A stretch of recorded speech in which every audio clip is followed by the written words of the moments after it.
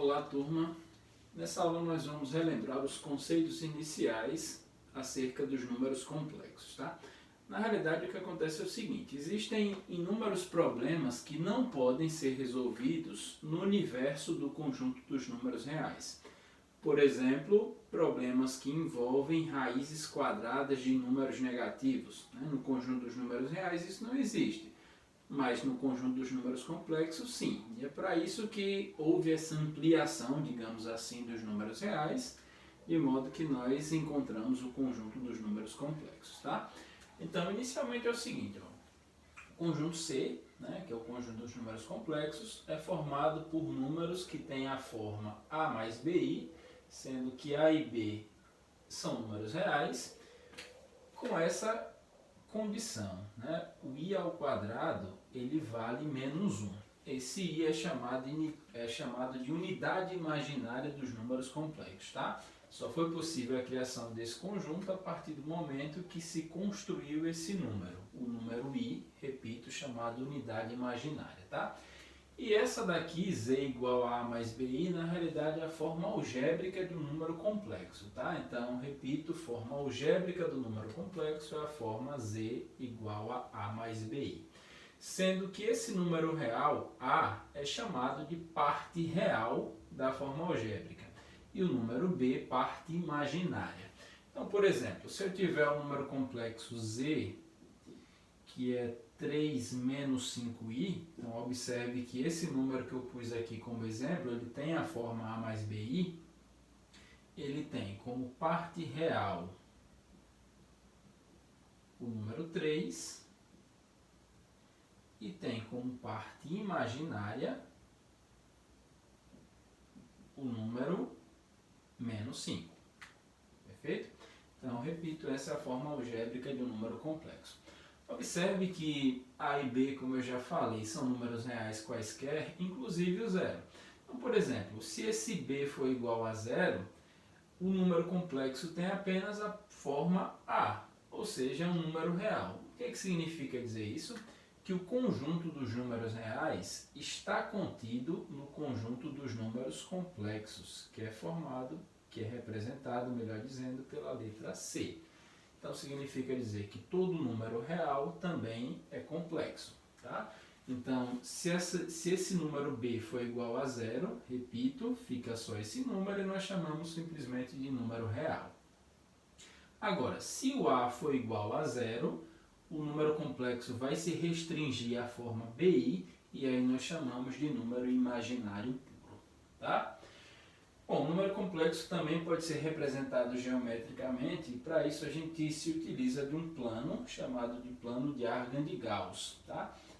Nesse eixo horizontal, que nós também chamamos de eixo real, você marca a parte real e naturalmente no eixo vertical, que nós também chamamos de eixo imaginário, você marca a parte imaginária. Então, se eu utilizar esse próprio número como exemplo, aqui eu deveria marcar na parte real, ou melhor, no eixo real o número 3 e no eixo imaginário o número menos 5. Tá? E aí, claramente você consegue perceber que um número complexo é representado geometricamente através desse ponto que nós também chamamos de afixo. Tá? Bom, agora o que vem a ser o conjugado de um número complexo? Se o número complexo tem a forma A mais BI, o seu conjugado, que você representa através dessa barra aqui e tal, o número complexo é Z, então o conjugado é Z barra.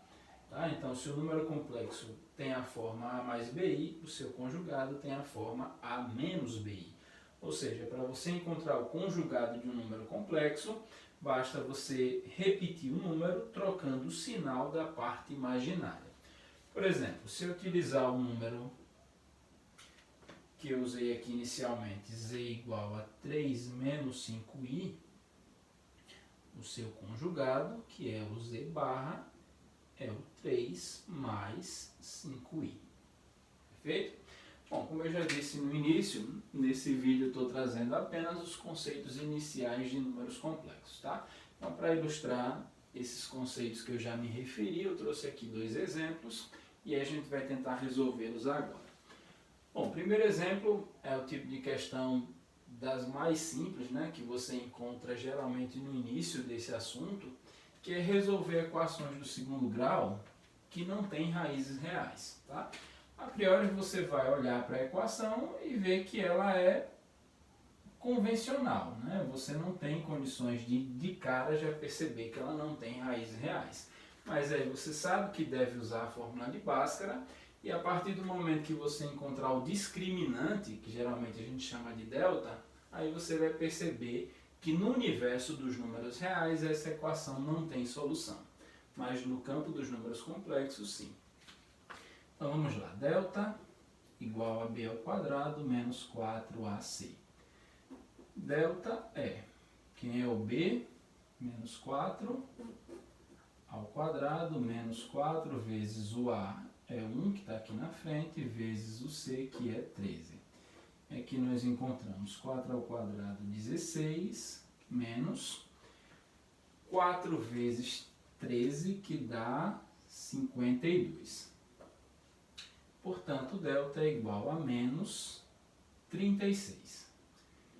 Bom, como eu já disse, o delta aqui é negativo, né, menor que zero, significa dizer que essa equação não tem raízes reais. Mas, repito, raízes complexas tem. E como é que a gente pode continuar a resolver isso daqui? Usando o restante da fórmula de Bhaskara, né, a outra parte da fórmula de Bhaskara, que é menos b mais ou menos raiz de delta sobre 2a. Então, x é igual a menos 4 mais ou menos a raiz quadrada de menos 36 sobre 2 vezes o a, que é 1. E aí nós temos que x é igual a 4 mais ou menos a raiz quadrada de menos 36 sobre 2. O problema acontece justamente aqui, né? Na raiz quadrada de menos 36, que não é um número real. No entanto, se você ficar atento a esse detalhe, você percebe o seguinte, ó, que se i ao quadrado é menos 1, então significa dizer que i é a raiz quadrada de menos 1. Então, como é que a gente pode resolver essa raiz quadrada de menos 36? Eu vou fazer aqui do lado, ó. É simples.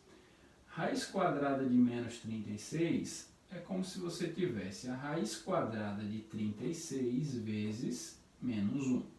Afinal de contas, 36 vezes menos 1 dá menos 36. E aí você pode separar como sendo raiz de 36 vezes raiz de menos 1. A raiz quadrada de 36 você sabe que é 6. E a raiz quadrada de menos 1, por definição, é i. Portanto, a raiz quadrada de menos 36 é 6 vezes i, que nós chamamos de 6i. Ok? Então, continuando aqui, nós temos 4 mais ou menos 6i sobre 2. Eu posso separar aqui para facilitar, né? Deixo 4 meios mais ou menos 6 meios i. E aí, finalizando, nós temos que o x é 4 dividido por 2, 2, mais ou menos 6 dividido por 2, 3, i. E aí, obviamente, nós achamos duas raízes.